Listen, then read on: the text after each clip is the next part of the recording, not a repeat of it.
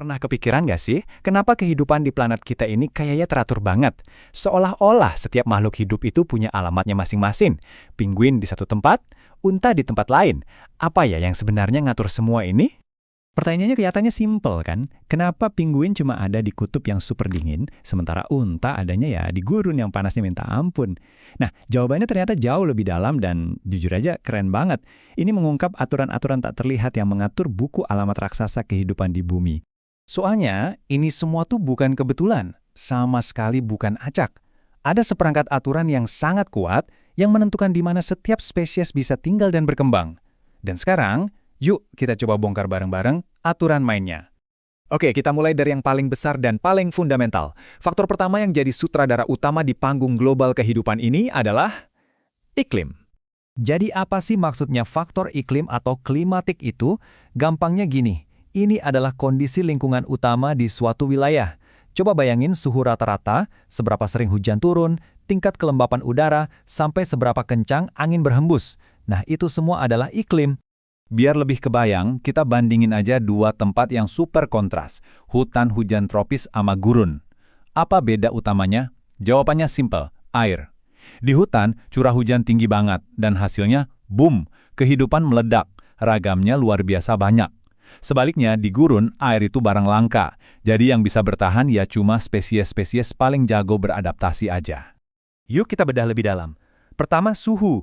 Ini udah jelas banget ya, ada yang butuh dingin, ada yang butuh panas. Kedua, curah hujan. Ini soal ketersediaan air, bahan bakar utama kehidupan. Ketiga, kelembapan. Ini nentuin banget jenis tumbuhan, ada yang doyan basah, ada yang harus super tahan kering. Dan jangan salah, angin juga punya peran penting. Dia itu kayak kuir alam yang bantu nyebarin benih dan serbuk sari ke rumah-rumah baru. Oke, dari atmosfer sekarang kita turun ke darat. Karena bukan cuma cuaca dari atas loh, kanvas fisik tempat kehidupan itu berpijak, yaitu tanah dan bentuk permukaannya, juga punya peran yang krusial banget. Nah, faktor berikutnya ada tepat di bawah kaki kita. Namanya faktor edafik. Atau gampangnya ini semua tentang tanah. Mulai dari teksturnya, kandungan mineral di dalamnya, sampai tingkat keasamannya atau pH. Semua ini tuh kayak resep kue yang menentukan tanaman apa aja yang bisa tumbuh subur di situ. Efek ini kelihatan jelas banget kalau kita lihat ketinggian. Di dataran rendah, tanamannya bisa kaya dan beragam banget. Tapi coba deh kita mulai mendaki. Makin ke atas, suhu makin dingin kan. Jenis tanamannya pun langsung berubah. Sampai di puncak, wah, cuma yang paling tangguh, yang paling kuat yang bisa bertahan. Jadi, satu gunung aja bisa jadi rumah buat beberapa komunitas kehidupan yang beda-beda. Oke, kita udah bahas iklim, udah bahas tanah. Tapi ada faktor ketiga yang seringkali kita lupakan, yaitu kehidupan itu sendiri. Makhluk hidup itu bukan cuma penumpang pasif di planet ini loh. Mereka adalah arsitek aktif yang terus-menerus membentuk dan mengubah lingkungan di sekitar mereka. Contohnya gini deh, pohon-pohon raksasa itu kan bikin kanopi rindang di atas hutan. Nah, kanopi itu jadi semacam payung yang menciptakan kondisi sempurna buat lumut dan pakis untuk tumbuh di bawahnya. Sementara itu, hewan pemakan tumbuhan perannya kayak tukang kebun alami yang ngontrol populasi tanaman. Terus ada serangga dan burung, mereka itu mak comblangnya alam, polinator super penting. Semuanya saling terkait, saling mempengaruhi. Tapi, di antara semua faktor kehidupan ini, ada satu yang dampaknya paling dahsyat. Satu yang benar-benar jadi game changer utama dalam peta persebaran kehidupan di planet ini.